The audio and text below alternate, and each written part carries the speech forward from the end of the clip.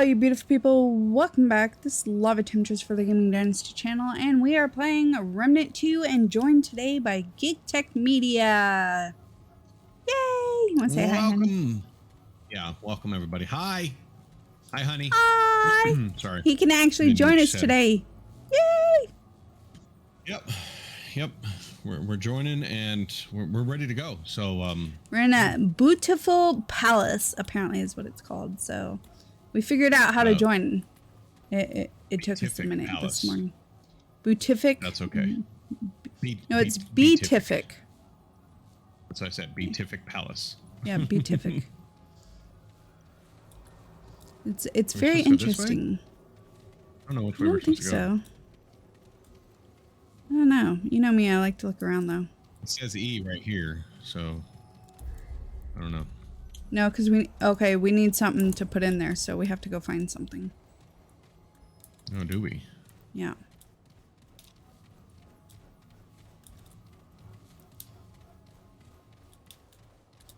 I don't know what we gotta find, but we gotta find something. Wow. Well, that doesn't look safe. This place is like nothing I've ever seen. Apparently. Okay, we have to find a face and put it there. Okay, can we do so that? that'll No. open that? Okay, so we gotta go to the sides. One of this side, I guess? Yeah. No. Yeah, I think this side, because that side's not open. Is there anything on the sides over here? I have not watched anybody play this, so I have no clue what we're doing either. We have not looked for any spoilers or anything, so... Oh, hi there. They look confused. I don't know. They look something. Doesn't that look like something we can read? But no, apparently not. And this looks like maybe we could break them or something, but no. No. Guess we're going down. Okay. Hopefully we're supposed to go down. After.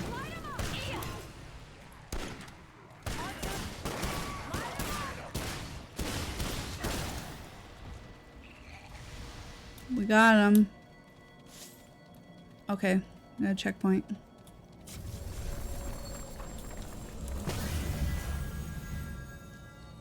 Oh. There we go. Okay.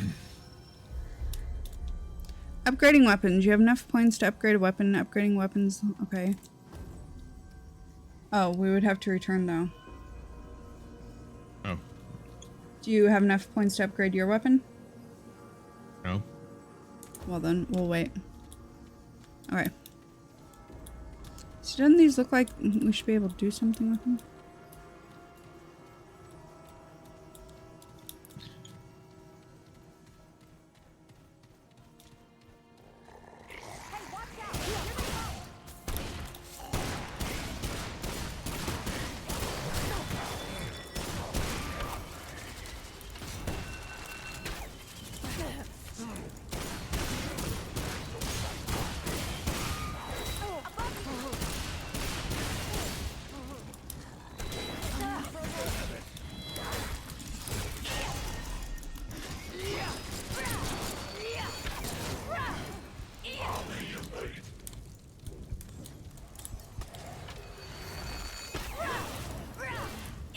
You little bastard. I have to use another one. I didn't want to use it. Okay, good. You good? Yep.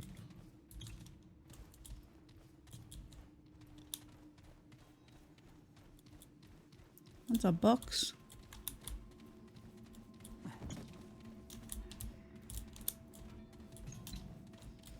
What is this place?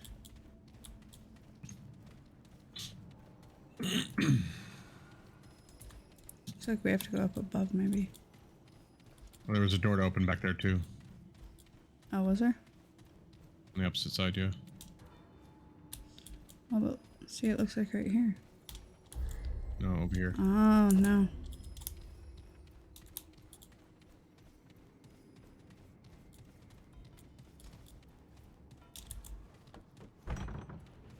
No, we need something for it.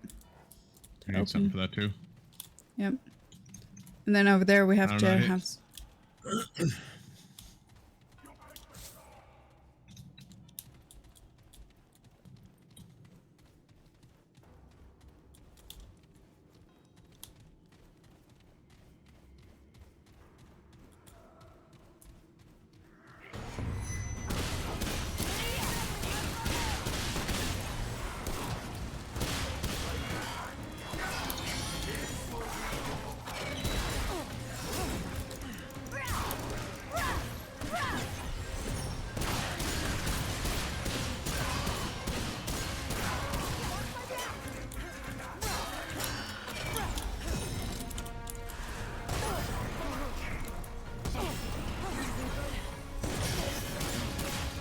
I'm down. I couldn't get. Apparently the wall was in the way. Oh, we're both Oh down. no! I went to revive you. You're That dead. was... We're not doing so good right now. All right. All right, so we have to go back through here. Okay, so... And there wasn't anything we could do down here? No, we can't go... Okay. We just gotta be more conscientious.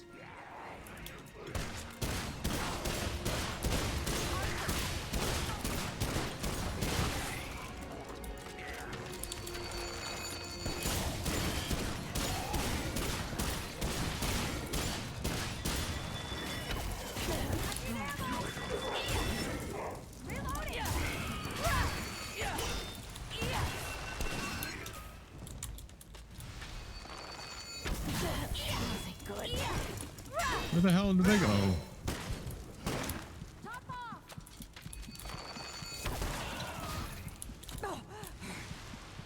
Okay, if we come back down here, we can restore our health without using a health thing. I thought it respawns them though. Oh, does it? Thought that's what it said. Oh.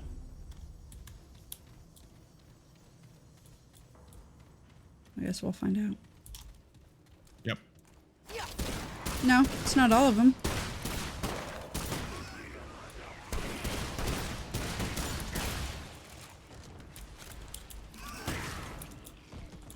Yeah, it's not all of them.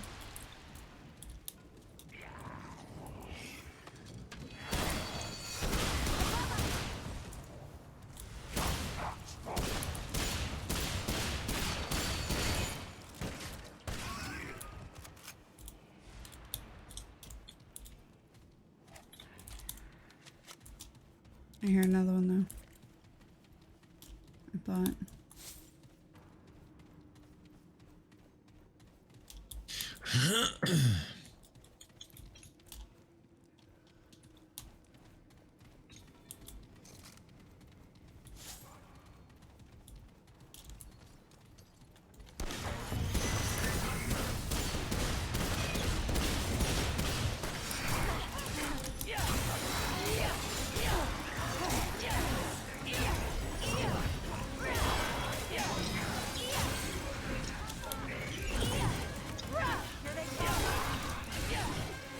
Damn it, I went down again.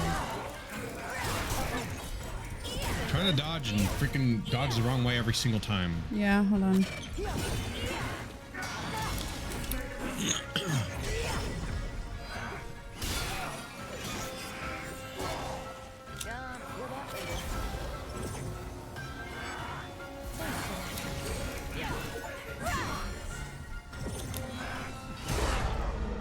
Oh, I went down.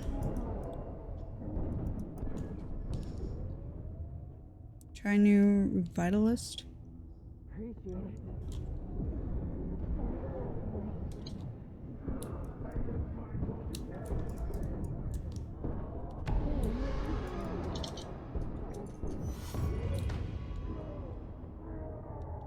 Come on, revive. I owe you one. Appreciate it.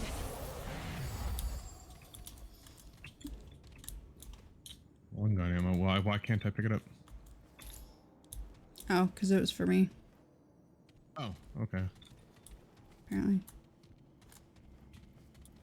I'm cursed. Yep, so am I. Oh, there's the face we needed. There's a This looks face. important.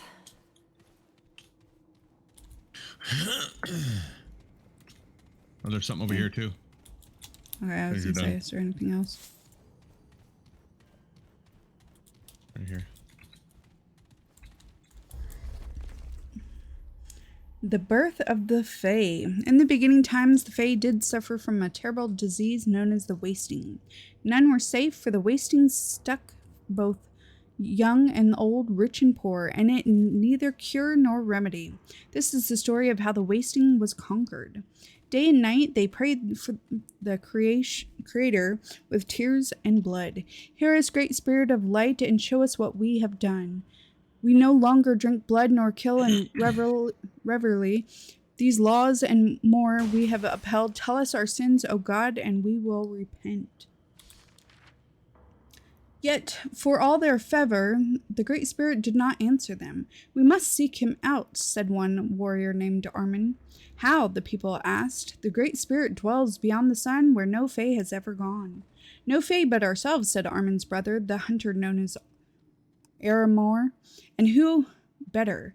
Armin agreed, we must, for if the Spirit will not hear us, every Fae shall perish. So the two brothers set out to find the home of the Great Spirit, taking with them Tola the Dreamer and Cyril the Seeker. Together, these four undertook the long impossible journey to the temple beyond the sun. And the weeks that followed, Cyril guided them down the Queen's byway to the wild. And from there, the forbidden peaks, where not even Aramor could find sustenance for them. The suns blazed upon their heads, their legs began like chest packed with sodden clothes, and hunger tore at them from inside. On the seventh day, Tola fell to the ground. With a sharp cry, Armor ran to her, but she did not respond to his pleas. Her face bore the first outlines of the scales, a sign of the wasting. Cyril wailed in anguish. The Great Spirit has abandoned us. We are nothing to him. Aramor rebuked her. No, our sainted Creator would not discard us so. This is but a test of our faith. We are close, said Aramond. We only need reach the peak of that mountain. There we shall find the Great Spirit and end this curse for Tola and all of us. Cyril nodded and tears dripped from her eyes. From the mountains was tall and the days were long. Tola regained consciousness, but her scales became more pronounced. Soon she could not bear her own weight, and Aramond had to carry her. Then the scales appeared on Aramond's face as well. It is useless, said Cyril. We are not even halfway to the summit. The Great Spirit cares nothing for us.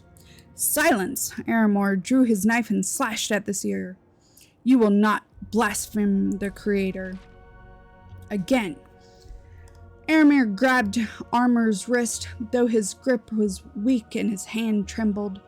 Peace, brother. Do not stain your hand for one who grieves. Above all others, we who undertake this journey must not sin. This is our test. Her heresy undermined us, brother, the Creator who relish her death. We do not kill, Aramin sat down then, drained from the force beyond his own words.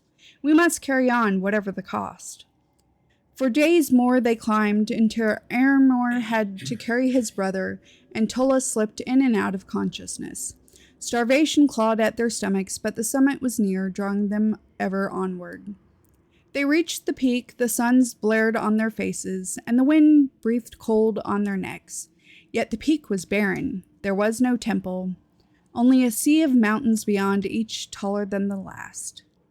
Aramor dropped to his knees in despair. Aramin fell from his back to the ground. Cyril, who had not yet seen, scaled from the peak. Behind him then cried in anguish, Tola, no! The brothers then turned. Cyril buried her face in Tola's chest. Tola's skin had turned ashen white, her cheeks fallow. Her eyes lay open, staring out to the vast mountain range, yet seeing none of it. Tola was dead. Cyril lifted his face to the sky and cried, Why? What good is any of this? This great spirit has disowned us. We are nothing to him. Damned you, seer, said Aramor, through tears of anguish dampened his face as well. Silence your blasphemy, or I will silence it for you. The great spirit does not exist, she spat, or else he is useless being, unworthy of worship. Your great spirit has brought us nothing but anguish. Aramor gripped the dagger at his belt. His knuckles whitened against the hilt. You live only because my brother has spoken for you. Our anguish is caused by you. No, you caused this. We never should have come. If it weren't for your foolish plan, Tola might yet live. She pulled the blade from her sister's sheath and stood to her feet, her chest heaving with each fiery breath. No more will die for your dogma. Excuse me. Cyril leaped atop Aramor. The hunter tried to pull his own knife in defense, but it caught in the scabbard. He glared defiantly as the seer brought her blade down on his neck. Suddenly she cut short, releasing a strangled cough from her lips. Blood dripped from her chin as Aramor saw Aramond beneath her, 2 hands on the hilt of his own blade, sunk deep beneath into her chest. Aramond stood with sudden strength and shoved her back. The blade slipped from her body and she fell to the ground by her sister, her blood crystallizing in the cold mountain air.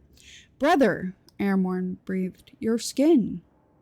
Aramor looked at his arms and he touched his face. The scales had fallen and his strength returned. The wasting had left him. But I sinned. I killed for you, yet murder is... You murdered a heretic, brother, Aramor said.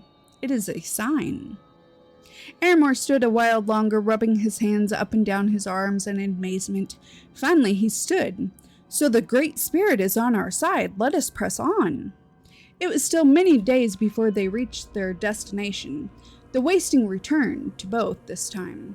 As the days passed, their strength fled. The weapons and packs became too heavy for them and were left behind. They could no longer lift their arms, and their lungs felt as though they breathed sand. Finally, they crossed the tallest summit and saw, silhouetted in the light of the suns, the temple they had sought for so long. With a small, fresh store of strength, they pushed through the doors and stepped inside.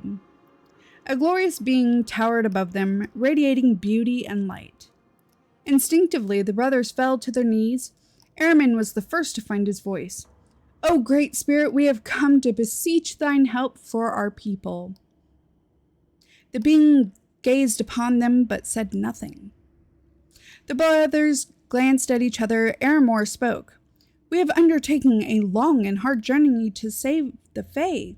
They are beset by a disease, the wasting, which we ourselves may die from even now. We have kept all your laws, Aramond said, yet the wasting remains. Please, tell us what we may do that we might repent. The Great Spirit did not move. It stared at them for what seemed an eternity.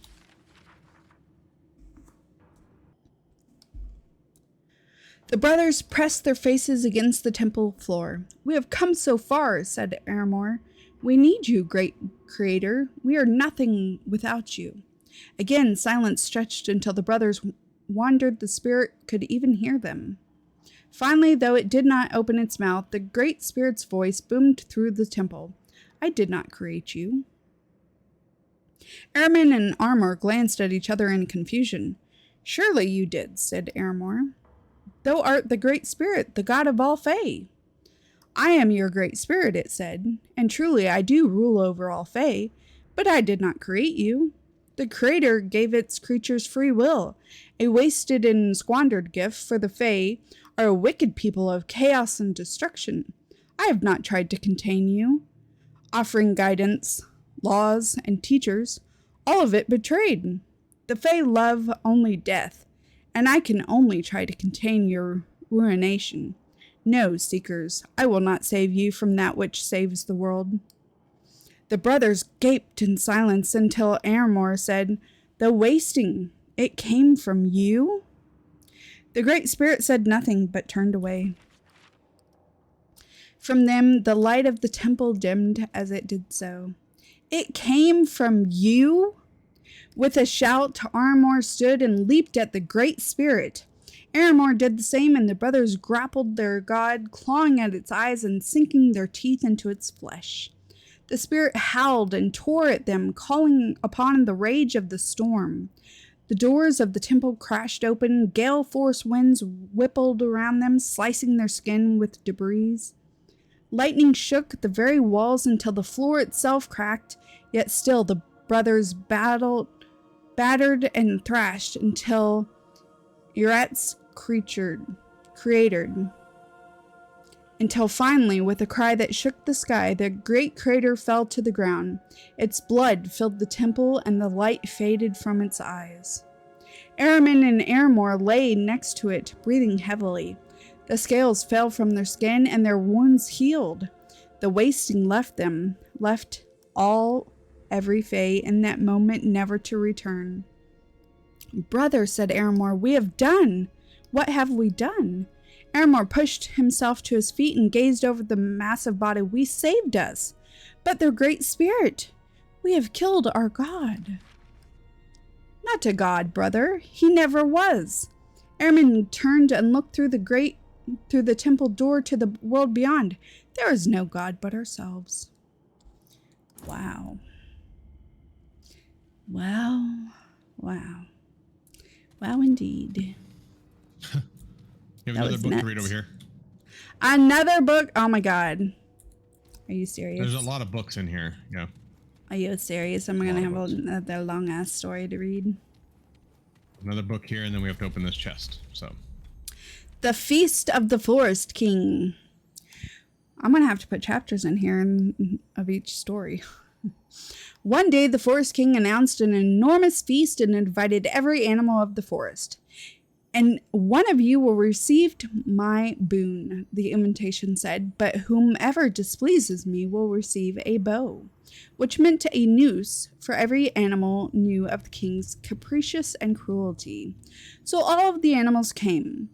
The Jubhawk put on its finest clothes, preening his feathers and polishing his horns. The Han fluffed its gills and licked its eyes cleaner than it had ever been. The Nara sheen a new skin and combined its tails. Every animal presented their very best. All except the Dropper, whose coat dripped with cave slime and smelled of wild fungus. "What are you doing?" the Jubhawk snapped. "Why have you not groomed for the king?" The Dropper yawned. "Your posturing looks so unpleasant. Everyone is stiff and miserable." "You should have at least bathed," said the Jubhawk. "If the king notices you, then you will surely hang." The Dropper shrugged. "At least I am comfortable." The feast was served, and the king had not yet arrived. The animal praised and spread, and they ate little for fear of appearing gluttonous. The Dropper, however, appreciated none of it, tearing into his food like one half-starved. "You fool! The feast is for show," hissing the Jubhawk. "The king is surely watching." "Then I may die," the Dropper said. Crumbs from a large piece of apple cake spilled from his mouth. "But I will not die empty." Afterwards, and with a long fanfare, the king arrived and took his place at the head table. The animals rose and bowed, all except the Dropper, who was so full he could not stand.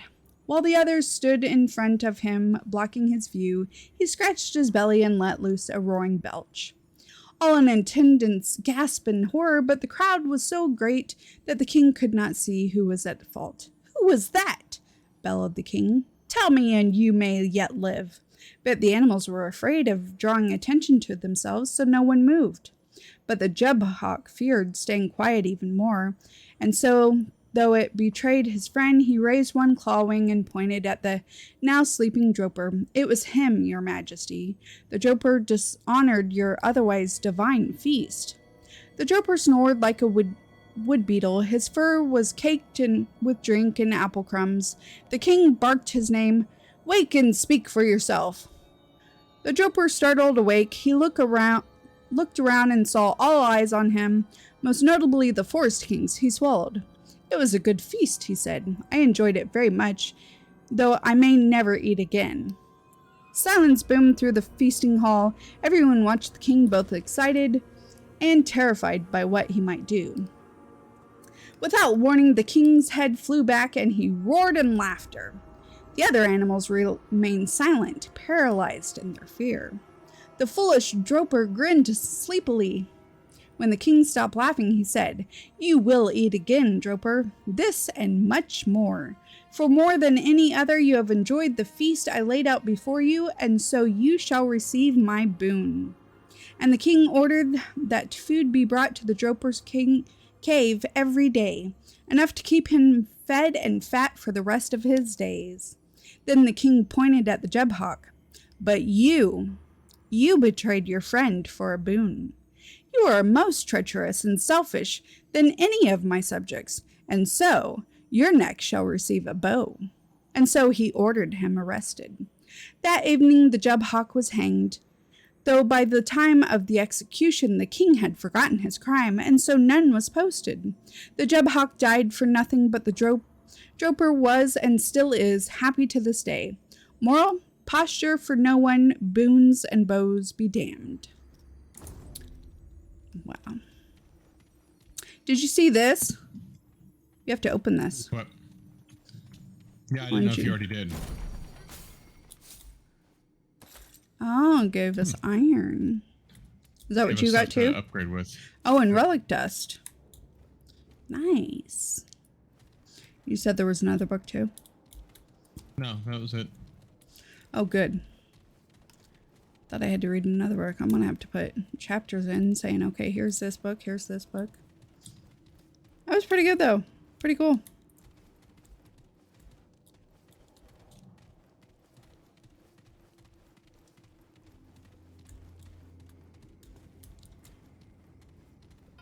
Oh, we got more to kill up here.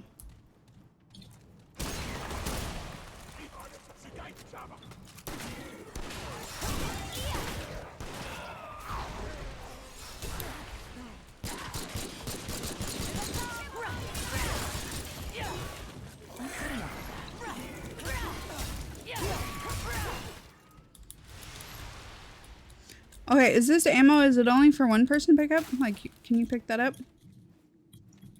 I can't pick that up for some reason. Oh, I can't pick it up, but for me it says I have no more room.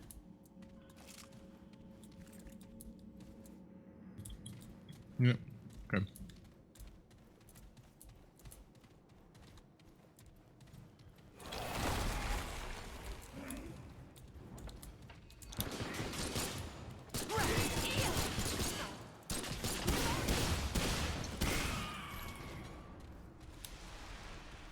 See, I think whenever they drop. Yeah, I don't know why it didn't pop up earlier. Oh, there's another chest thing here.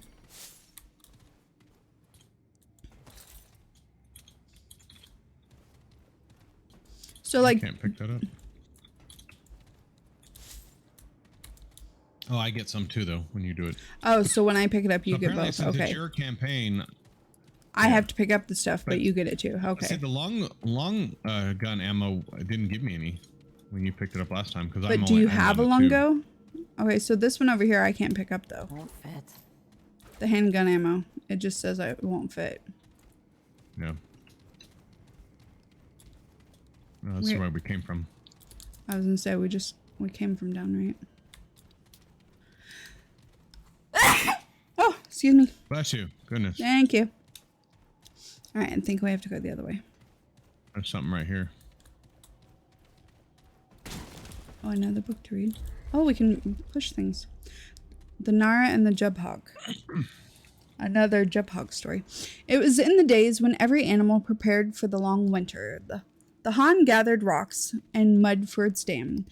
The bushel collected hay to spread about its den. The Gnarl curled up the tallest trees, seeking nuts to store in its hole.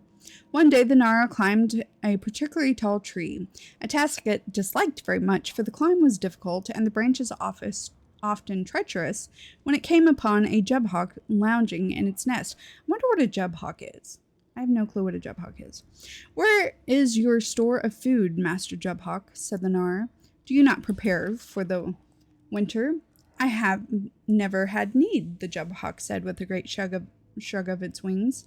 But the idea intrigues me, for I see all the creatures of the forest floor running to and fro for days on end. So we must, said the Nar with a flick of its tails, else the winter will claim us. How charming! Oh, not for those poor souls claimed, of course, but all your hard work delights me very much. Perhaps you might be interested in an arrangement. I can see how much you dislike climbing my jub trees. Your body is more suited for swimming, yes. Perhaps instead of nuts, you could bring me a particular worm, one that makes its autumn home deep within the Droper caves. If you were to bring me, say, 100 of them, I would happily gather the nuts for you from every tree in this grove. I can do this, the Nard straightened in delight, for it hated climbing the jub trees very much. Swimming in the pools of the Droper caves were much more to its liking. I will make this deal. Eagerly, the Nar slithered into the cave, slipping into the cool pool, swam through an underwater passage, and entering a dark chamber where the only light were the glow of the cave worms the Jubhawk desired so much. There were hundreds upon the walls, and the rock was easily scalable for the Nara, much easier than the cursed jub trees. This will be simple, she thought. It would require a full week to gather all the nuts in the Jubhawk's grove, but this will take me but a day. With the Jubhawk's help, I can begin my winter's rest early. But the task proved more difficult than the Nar had thought, for the worms clung tightly to the wall, and they wriggled and slipped from her grasp during the swim to the outside. By the evening, she had gathered only half a dozen. Oh, it shall take me weeks to get them all. I must speak to the Jubhawk. But the Jubhawk was not as understanding as she hoped. A day's work, and this is all you have achieved? You did not say the worms adhered to the rock, nor that they would squirm away to the first touch of water. It takes only a great deal of time to bring even one into the sack. I have never noticed these problems. Perhaps you simply need to try harder. The Nara hissed. I'm sorry, Mr. Jubhawk. Even with the nuts you gathered for me, I cannot simply complete this task and be ready for the winter. But we had an agreement. The Jubhawk scratched its underfeathers with one long claw. How about this? I will gather even more nuts, all that you need for the whole winter. But in exchange, you will collect every worm in the cave. Can you do that? The Nara flicked its tail as it calculated. The request would be difficult, but all the nuts she needed for winter, troublesome though the worms were, they were far less trouble than climbing the jub trees. And she would still save time besides. Yes, she said, I will do this.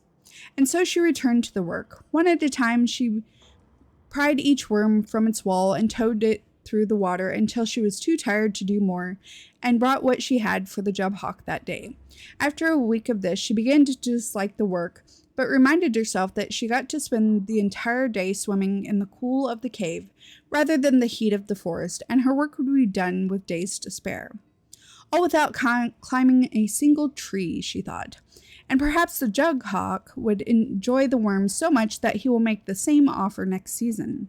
Then I could begin winter's rest even earlier. And with that pleasant thought ahead of her, she smiled and continued her work. The days grew colder, so did the cave pools. The work became slow and difficult. Each sunset, the Nar brought a snack before the Jubhawk and redid her calculations. No longer would her winter rest start early, but with the Jubhawk's help, she would survive the winter, and perhaps next season she could start earlier. She noticed another thing, however. Where are the nuts, Mr. Jubhawk? For surely he should have gathered some by now. The Jubhawk waved a casual wing in the air. I can gather more in a day than you can in a fortnight. It will be done. But, she said her slender body quivering with anxiety, the nuts will not remain forever. They must be gathered before they fall. Dear Nar, which of us lives in these jub trees? The Jubhawk's feathers puffed as it took offense. Perhaps you should spend more energy on worms than misgivings. For this deal pleases me, and it will be nice to do it again next year. The Nara smiled at that and slipped away. The Jubhawk was right, of course. He knew his trees better than she, and next year she would be even faster. In any case, it was too late for the deal to change now. There was no time left for her to collect the nuts and she needed by herself. With the Jubhawk's words in her heart, she returned to her work with even greater fervor, and by the time the first winter clouds loomed on the horizon, she returned with the final sack and placed it at the foot of the Jub tree. Jubhawk, she called, I have the last of them, every worm as promised. The Jubhawk flapped down, clutched the sack in its talons, and flew it back to its nest without a word. The Nara waited, but it did not reappear. Mr. Jubhawk, said the Nara, a shiver of worry niggling at its tails. The great bird poked its head from its nest and looked down. Of course, I apologize. Thank you so much, dear Nara. This arrangement has been quite a pleasure. I look forward to continuing it in the near future. And he dropped a small bag from above. The bag landed nearly on the Nara's head and spilled forth a mere handful of Jub nuts. Hardly enough for a week, let alone the winter. The Nara hissed in agitation. Where are the rest, Mr. Jubhawk? You promised all I need. The Jubhawk walked out into a great branch with a sad look upon his face. I am sorry, dear Nara, but I flew here and there all day, every Jub tree in every grove. That is all I could find. All day? The Nara said. What of the other days? The Jubhawk did not appear to hear her. Here, he said, take a few of my worms, for I surely do not need them all. And he dropped the sack that the Nara had brought him that day. The Nara scowled. I cannot eat worms. But the Jubhawk had returned to his nest already and disappeared. The Nara called until the clouds rolled in and the sun set, but the Jubhawk showed not a feather. She returned to her burrow with the scant nuts and the Jubhawk had given her. Even eating sparingly, those nuts were gone within the month. It was too cold to gather more, but the Nara had little choice. She slithered far and wide in the snow, searching for any food that she could find, that she could eat. But all the food had been frozen or gathered, and all the animals holed up for the winter. The snow fell and the cold worsened, and the trusting Nara froze to death before she could return home. Moral: trust is for fools. Wow.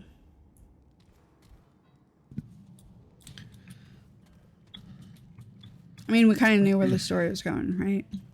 Right. Yeah. Yeah. All right. So it looks like we have to go. Oh.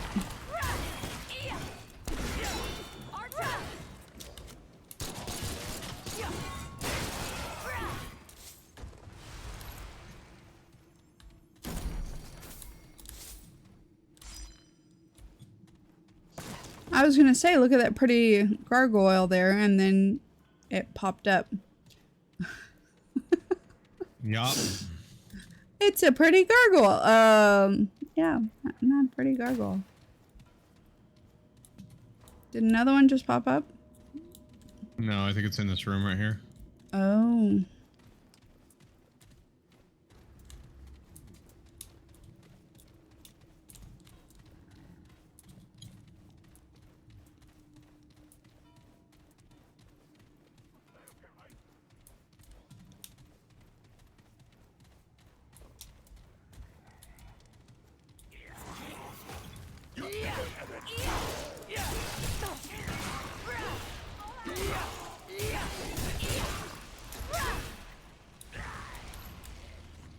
I beefed up my sword so that way if I ever didn't have enough ammo. Yeah. Okay, nothing to grab here. Hopefully nothing to read. I think I'm all story read out. Oh no, but there's something to grab here. Ooh, we're sticking our hands in it and drinking it? What did that do? I don't know if I'd be sticking my hands and drinking some weird concoction, but okay.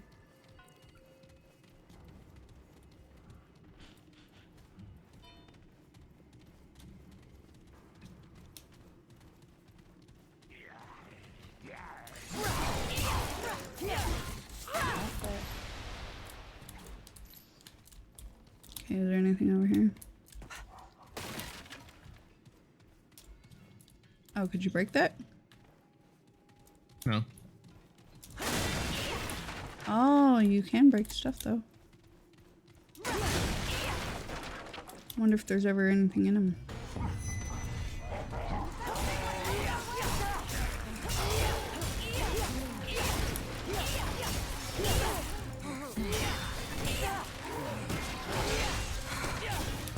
Damn. Oh.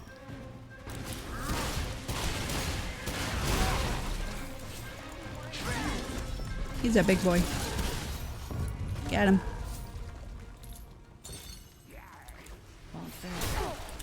Oh, you snuck up behind me.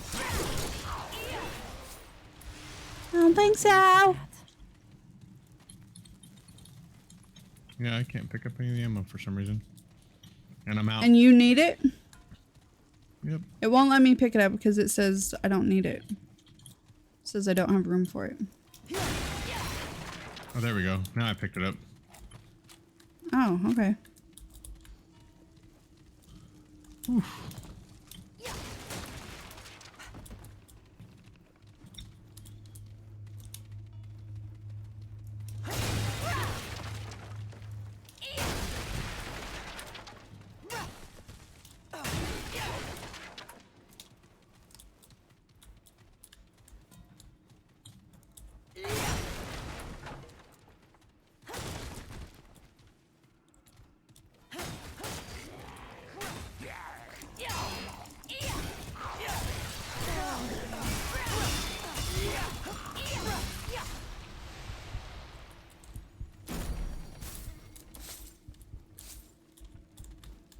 All right. I had to heal.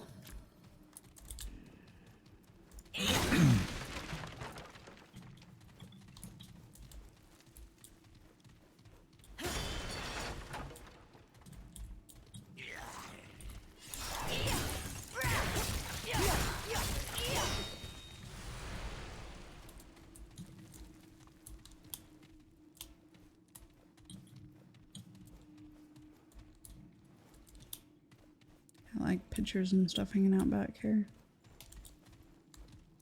I like these. Oh, another story. Do we have to deposition of Venus the Butcher on a bridge? This is the deposition of Venus the Butcher as taken by Advocate Savan. The version has been submitted to the court due to the fact that it is inadmissible. It is recorded here for prosperity only. Question. Please state your name and occupation for the record. I am Venus, the Butcher of Meats. Mr. Venus, have you been accused of murdering Thalos the Binder? Is that true? I've been accused of I've been accused or that I've murdered him. The former. Then yes. And the latter then? Also yes. In that case, what... Wait, did you just admit your guilt? I did not. But you admitted that you murdered Thalos, did you not? I did not murder him, but I'm not guilty. I did murder him, but I'm not guilty. I'm afraid I don't understand. That's not a question. Alright, let's start at the beginning. In your own words, tell me what happened between you and Thalos on the night you were found with his body. Like I told them before, I was waiting for my friend at the library when Thalos gets up in my face about some nonsense. We had words, I pulled my cleaver and he backed off. But then he didn't back off, if you know what I mean. For the sake of this deposition, assume that I don't know what you mean. What I mean is he took a fright and backed away, hands up and all, but he wouldn't stop trying to control me. And how did he do that, Mr. Venus? What did he want you to do? To silence me. You mean he wanted you to be quiet? Exactly. In the library. You mean you're trying to mean something by that? So you branded your weapon, he backed away, and then you killed him. Is that accurate? Because he wouldn't stop telling me what to do. Yeah. Yet you believed you are not guilty, that you are justified in his murder. Why is that? The Fae are free, aren't they? Advocate. What's freedom for if I can't take up arms when somebody's up in my face? And for that, Thalos' freedom. What about it? Well, you are alive and he is dead. You took his freedom away. Oh, isn't that a statistic way of looking at it? Listen, he could have drawn a weapon the same as me. He could have defended himself. Anyone in that room could have defended him, but none did. Their freedom, their choice. So for the record, you believe it is your right to draw a weapon and take someone's life, knowing that murder is against the law. And yet you believe you are not guilty of breaking that law. Is that correct? Let me ask you something, advocate. This is a deposition, Mr. Venice. I must ask the questions. Off the record, then. Fine. This portion of the deposition will not be submitted to court. Although it's still being submitted. Who made the law you say I broke? The one true king and the council. And what gives them the right? The law gives them the right. So the law gives lawmakers the right to make laws, and you see how that turns on its own head. But without law, we cannot have a functioning society. We only have chaos and anarchy. And what good is functioning society if the people in it aren't free? We are free, Mr. Venus. That is the whole point. Those who follow the law. Quote, those who follow the law, you see. And what if I don't agree with it? Where's my freedom then? No, if the Fae can't take up arms when they want, then only king and council are free. Wow. The Fae can only do as they will, Mr. Venus, but without consequences. Damn the king's consequences. The bastard's nothing more than a tyrant. Sighs. We're off the record, Mr. Venus, so I will ask you plainly, we both knowing you belong to a terrorist. Ha! A group devoted to overthrowing the one true king. It is clear you don't agree with the policies or rule but for my sake, do you truly believe there should be no consequences for murder? You believe Fae should be allowed to kill Fae without consequences.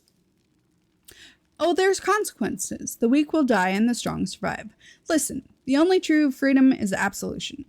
Anything less makes us slaves. Then, if I choose to serve the one true king, you make yourself a slave. Well, I have to admit, Mr. Venus, you are persuasive. I believe all Fae to be basically the same, that we all value life equally, even if we sometimes disagree on what value meant. But I am convinced. Good. Won't be long before everyone sees that the king...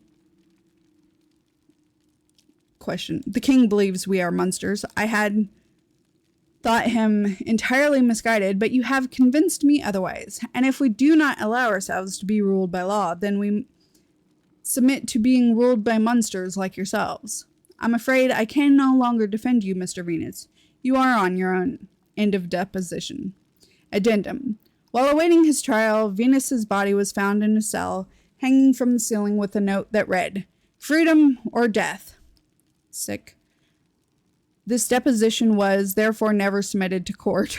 Off the record. Surely you don't believe there should be consequences. You're just doing your job because you're afraid of what the one true king will do to you. I believe life is sacred and that everyone sees that. Sure, life is sacred, especially mine. I have to admit, you're changing my opinion. I had thought that all Fae worthy of defending, but you're just going to hang.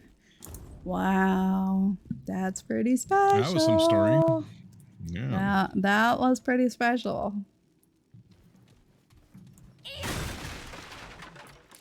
Pretty special indeed. What is going on in here?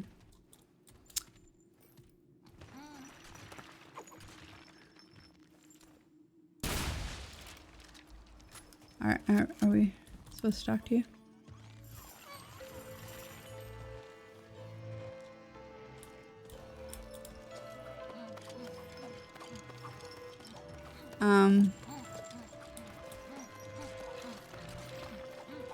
Entertainment?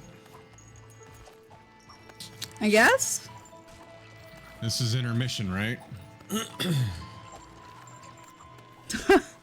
I don't know what this is. Oh.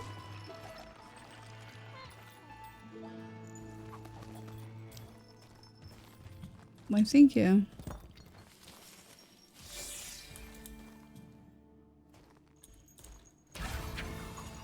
Oh, we got a new quest item, Magic Quill. thank Just for you. watching the show? Okay. Okay, that was kind of cool. Okay, so if we go over here, what is the magic quill for?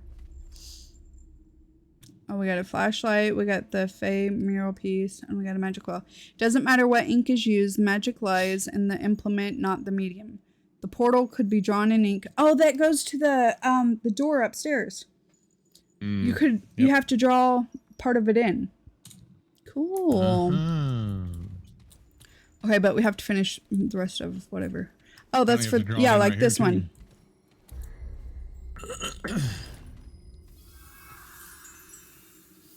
Yeah, there's one like this upstairs too. Cool.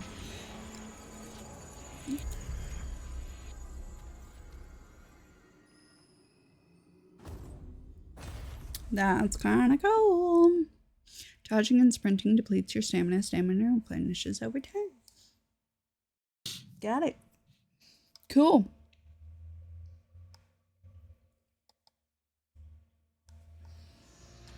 The stories in here are kind of weird.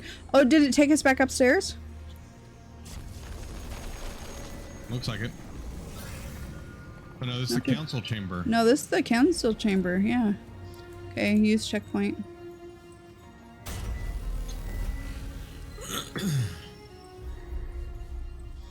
Relics can replace your dragon heart, offering equip them in a relic slot to your inventory.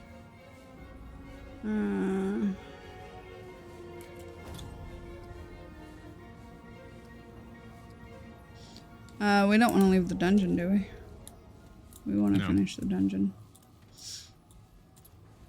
Do we have time to finish the dungeon?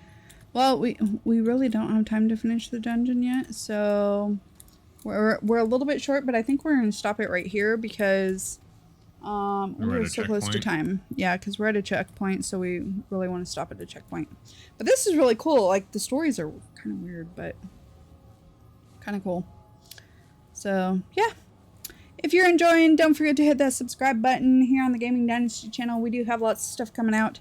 And possibly another game coming out from Mr. Geeky Poo over there. Possibly, yeah. yep, maybe. Possibly, yep. Maybe. And possibly maybe. And I know there's another game coming out later that we might possibly be doing too, but it's not out yet, so we have to wait on that one. So, but if you're enjoying, do all the things, and we appreciate you. So until next time, this Lava Temptress, still keep burning. Bye. I say bye. I'm Geek Tech Media. Love you all. Game on and geek out.